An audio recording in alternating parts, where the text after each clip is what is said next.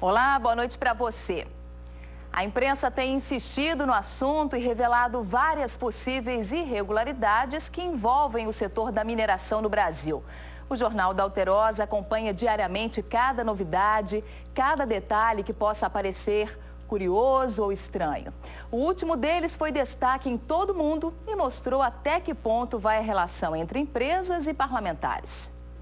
Outra denúncia mostra como multinacionais e deputados estão sujos com a lama da tragédia de Mariana.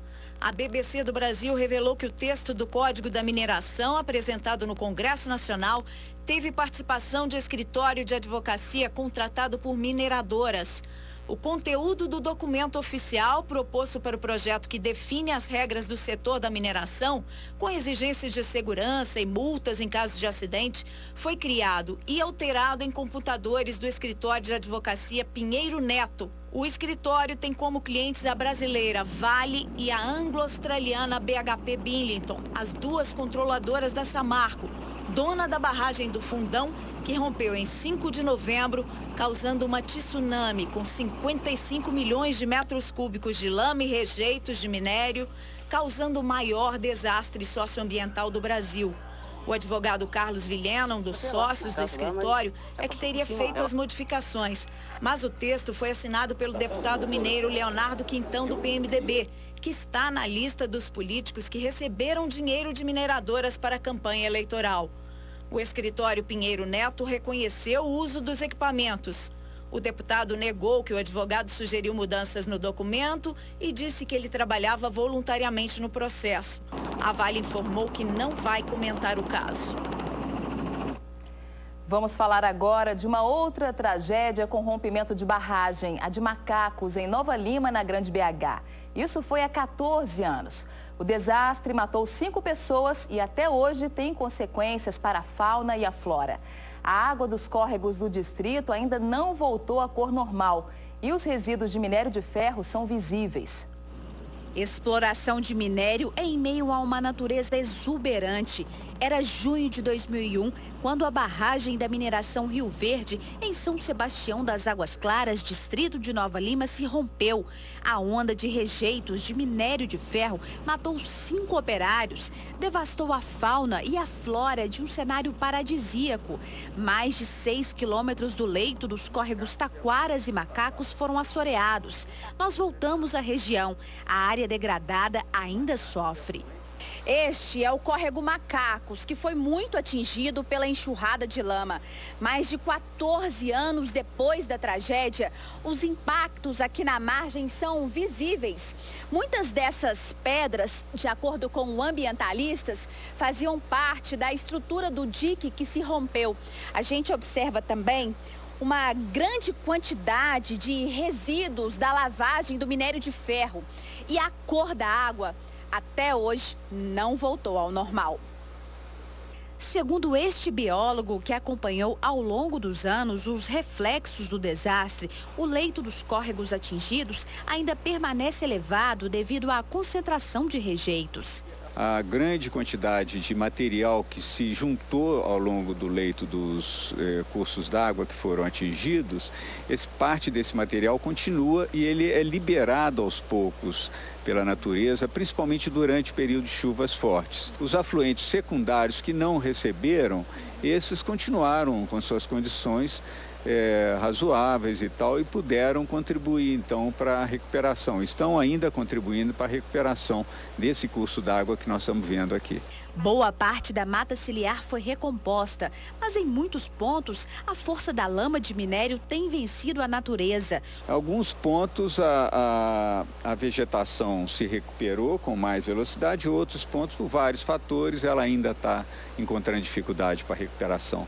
Hoje, a Vale é proprietária da mineração Rio Verde e informou que a recuperação da área foi feita integralmente pela antiga dona. É um processo lento que pode demorar talvez mais 15 anos, além dos 15 que já se passaram. Uma briga quase terminou em tragédia na Vila União, que fica no bairro Santa Efigênia, em Belo Horizonte. Depois de ameaçar a mulher, um homem fez a filha de 8 anos refém. Nossa senhora, eu tive medo demais perder meu filho.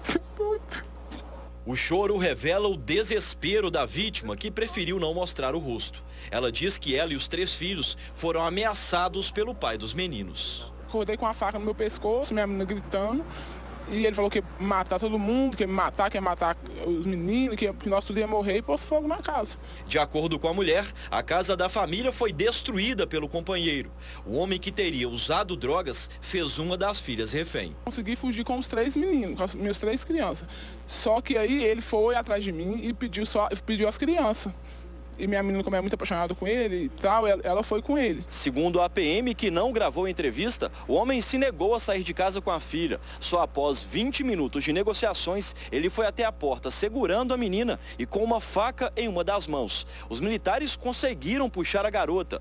Mesmo assim, o rapaz ficou dentro do imóvel e só se entregou com a chegada de policiais do GAT. Com ferimentos por causa da quebradeira no imóvel, Cristiano Rodrigues Neves, de 40 anos, foi levado sob escolta policial para o Hospital João 23. A mulher afirma que já prestou outras queixas de agressão contra o companheiro. Ele tem BO contra a agressão minha, eu já pensei queixa contra ele 3 vezes já, mas quando ele bebe e ele faz uso de droga, aí ele extrapola e quer me bater mesmo. Descamba tudo, né? Uma cuidadora de idosos foi assassinada em Varginha, no sul do estado. O autor do crime se matou em seguida. Vanderleia Claro, de 41 anos, foi morta a facadas nesta casa no bairro Parque Catanduvas. Segundo a polícia, José Edival Marques, de 64 anos, autor do crime, se matou em seguida. O autor teria ligado para sua ex-amásia, falado para ela que tinha feito uma besteira e que era para ela ir na casa para cuidar da mãe dele, que a mãe dele já é uma pessoa de mais idade. Vanderleia foi encontrada já sem vida, caída no chão de um dos quartos. Segundo a polícia, a cuidadora levou 3 facadas no peito. Já o corpo de José Edival foi encontrado numa árvore nos fundos da casa. O autor teria deslocado até uma árvore no fundo da horta da casa e passado uma corda na árvore e suicidado.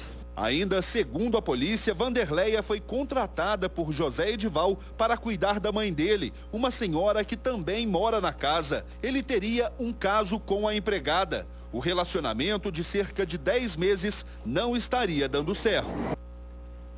A polícia investiga a tentativa de linchamento de 2 jovens na região de Venda Nova, em Belo Horizonte. Eles são suspeitos de assaltar uma mulher na linha verde no último fim de semana. Segundo o boletim de ocorrência, a dupla, que estava em uma moto roubada, agrediu a vítima, levou uma mochila dela, um celular e dinheiro. Na fuga, os jovens armados abandonaram o veículo, tentaram invadir algumas casas do bairro Canaã, mas foram capturados pelos moradores de uma rua que presenciaram toda a confusão. As imagens das agressões aos suspeitos foram feitas por um celular. Um grupo de moradores conseguiu cercar os suspeitos, um de 18 anos e outro de 16. A dupla, deitada no chão, foi agredida com vários chutes e socos. No local, a PM tentava conter os moradores, mas sem sucesso. Uma policial saiu da viatura e disparou 2 vezes em direção ao muro.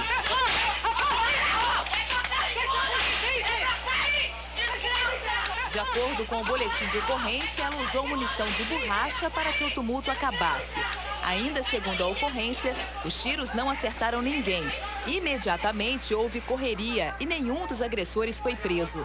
Apenas a dupla, que ficou bastante machucada, foi detida. Os rapazes foram levados para o hospital antes de seguir para a delegacia.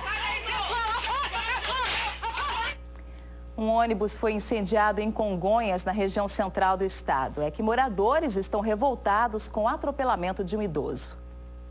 Do coletivo sobrou só a carcaça. Os moradores colocaram fogo no ônibus e interditaram a BR-040 por cerca de 2 horas. A pista só foi liberada depois da chegada da Polícia Rodoviária Federal. O motorista fugiu com medo de ser linchado. João Batista de Souza, de 63 anos, estava de bicicleta descendo uma rua na Vila Cardoso em direção à rodovia, quando bateu de frente no ônibus e morreu na hora. Outros acidentes já aconteceram no mesmo local e a população já fez protestos pedindo quebra-molas, sinalização e passarela. Segundo o relato aqui, já é o 3º acidente com vítima fatal nesse local.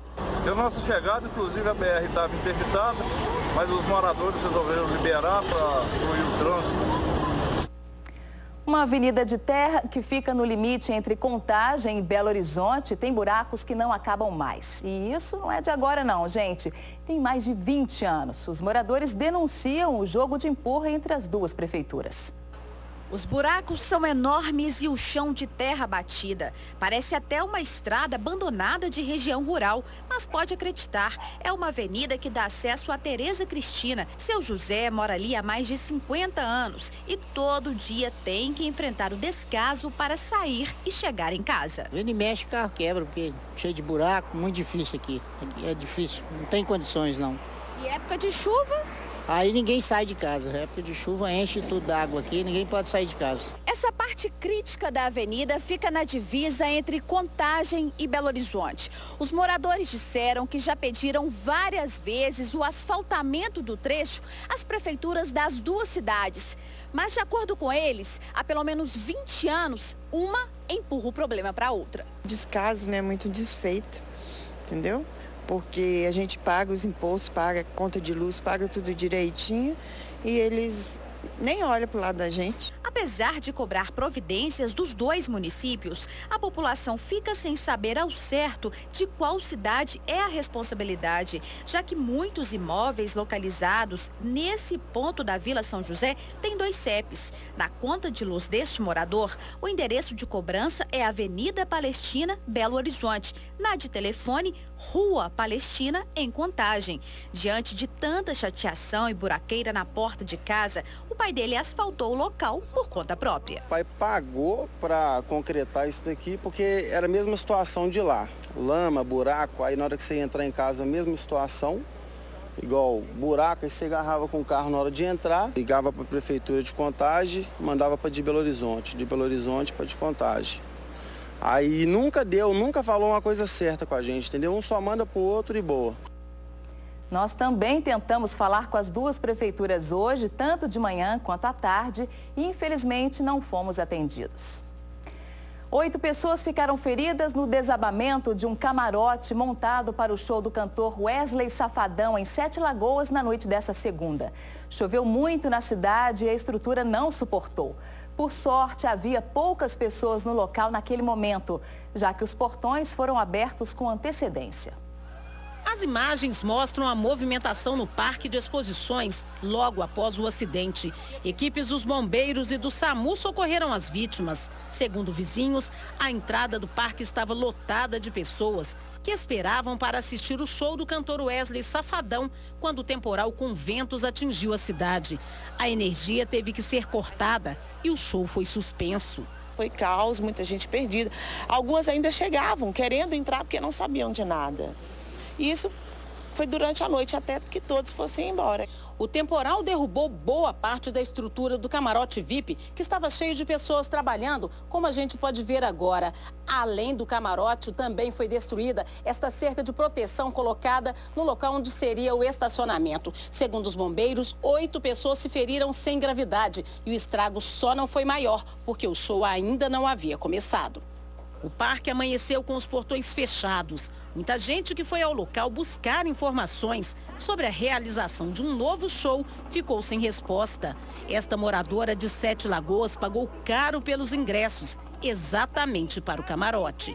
O ingresso foi muito caro, muito bem pago e só para o pessoal que realmente queria, que estava a fim de vir ver o show. Prejuízo maior para quem veio de longe, como este grupo de amigos que é de Belo Horizonte. O ingresso, né, que foi inclusive do camarote, que veio a ceder, hotel, transporte, que é para vir para cá, porque você tem que abastecer carro e etc. E fora o que a gente gastou, refeição, porque tem que se alimentar aqui enquanto está na cidade, esperando a posição do pessoal, né?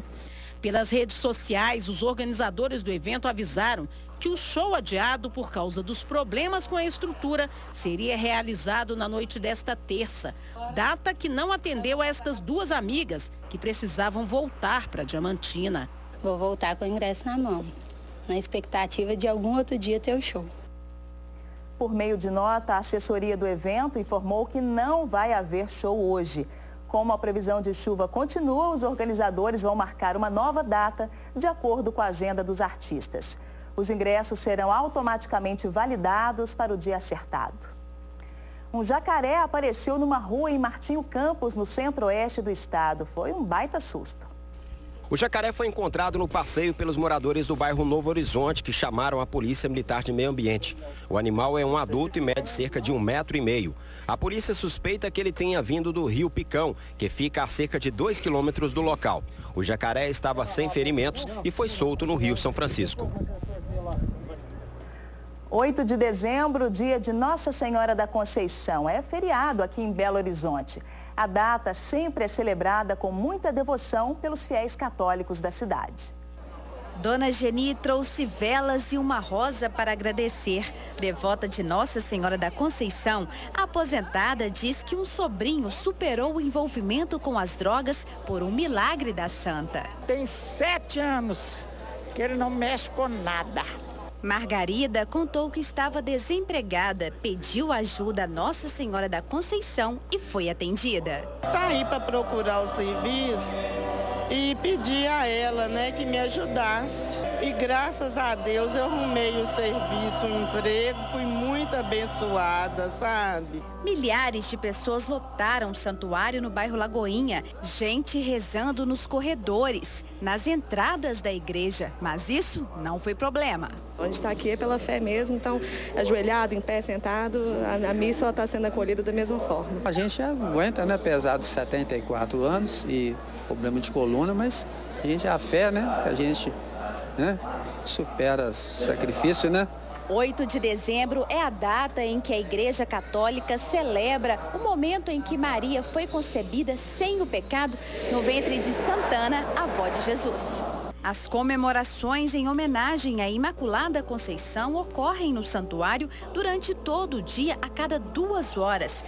O arcebispo metropolitano da capital, Dom Valmor, celebrou a missa das 10 da manhã. Essa festa deve significar de esperança, que Deus nos dá uma graça que nos purifica e pode realizar em nós, para além do que a nossa razão e nossa força podem realizar. É uma tranquilidade, uma paz muito grande. É muito bom. Muito feliz, muito renovada mesmo, com muita alegria no coração e muito... Um espetáculo para ajudar as vítimas da tragédia em Mariana é realizado neste momento na esplanada do Mineirão, na capital. Nomes como Caetano Veloso, Milton Nascimento, Criolo e Jota Quest atraem milhares de pessoas ao evento beneficente. No palco, muito som e um show de solidariedade. Na plateia lotada, gente que veio se divertir e fazer o bem. Cada um ajuda da forma que pode, A galera fazendo show e a galera que às vezes não tem como ir a algum posto, doar alguma coisa, vem cá, vai curtir um show e ao mesmo tempo tá ajudando essa causa, entendeu? É bem legal isso. Aí aliou um lazer com ajuda. Aí fica maravilhoso, transborda amor. Criolo foi o primeiro a agitar a galera, em companhia de Tulipa Ruiz e Emicida. Só não posso me deixar levar, trabalhou pra coisas como voar, embora... O sentimento é de tentar de alguma forma contribuir, é o que a gente sabe fazer é cantar. Através da nossa música a gente divide nossos pensamentos, anseios, nosso amor. Então... Segundo a organização, toda a renda arrecadada será encaminhada ao Fundo Filantrópico Sul Minas Gerais. Os recursos serão revertidos em ações de resgate humano e ambiental de toda a área atingida pela lama. A maioria dos profissionais foram voluntários e quem não pôde ser voluntário fez um valor irrisório só para estar participando mesmo e arcar com os custos. Balões em forma de coração em meio a quase 12 mil pessoas homenageavam as vítimas da tragédia. A banda Jota Quest, aqui das Gerais, marcou presença e mandou um recado. Isso é um caso de irresponsabilidade e incompetência gravíssimo que aconteceu aqui, a 60 quilômetros da nossa casa aqui. Amanhã vai acontecer uma lá do outro lado do planeta Terra. Incompetência, falta de irresponsabilidade. Então a gente está vivendo isso no planeta de uma forma geral. E o Brasil precisa evoluir demais nesse sentido. Então hoje é um ato de cidadania, que todos que estão envolvidos nessa festa hoje aqui estão pensando muito nisso. Também acho, Flauzino. Eu e toda a minha equipe agradecemos a sua companhia neste feriado. Se quiser me seguir nas redes sociais, me procure lá. No Twitter, o meu perfil é Ana Cris Pimenta e no Instagram, Ana Cris Pimenta TV.